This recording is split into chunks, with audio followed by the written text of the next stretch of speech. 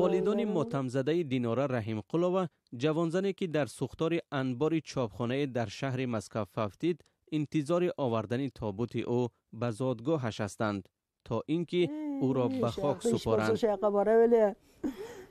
اگر در اینجا زواد و فابریکه ها کار میکرد جای نمیرفت.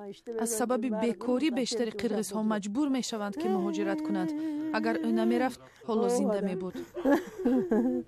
دینارا به مثل 13 زن و دختر دیگر از قرغیزستان نتوانست از سوختار یکی از انبارهای چاپخانه در پایتخت روسیه جان به سلامت ببرد.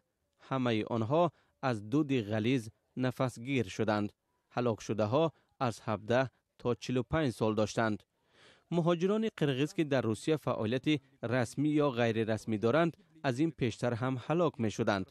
آنها که از ناچاری به خاطر تأمین روزگار مهاجرت را انتخاب کردند در برابر دهها مشکلات دیگر مورد حمله تاسرها یا قومگراها نیز قرار می گیرند.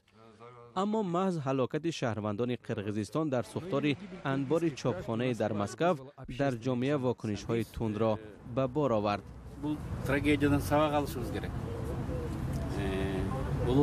این فاجعه باید برای ما درس شود. این فاجعه ملی بوده، بیهوده نیست. حکومت باید از این خلاصه برآورد. ما باید از حق مهاجرانی که در خارج کار میکنند دفاع کنیم. برای حمایت آنها تهیه برنامه‌های مشخص ضرور است.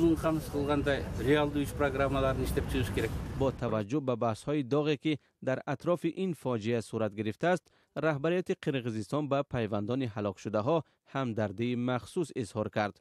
حکومت به خانواده آنها وعده رساندن یاری مالی و روانی را داد. ما برنامه خود را به حکومت پیشنهاد کردیم و این طرح را همچنین با ما در کمیته اجتماعی هم بررسی کردند، ولی متاسفانه در این رابطه نظرها همسان نبودند. فعلا در کشور سیاست یگانه مهاجرت وجود ندارد و همه مشکلات از همین جا منشأ میگیرد. در پی هلاکت شهروندان قرغیزستان در انبار چاپخانه در مسکو در قرغیزستان ماتم ملی اعلان شد. پرچم‌های دولتی پایین آورده شدند و برگزاری همه گونه چهاربینی‌های فرهنگی و تفریحی را لغو کردند. شام دوشنبه هواپیمای پرزیدنت قرغیزستان جسد 14 خانم قرغیز را از روسیه به وطن انتقال داد.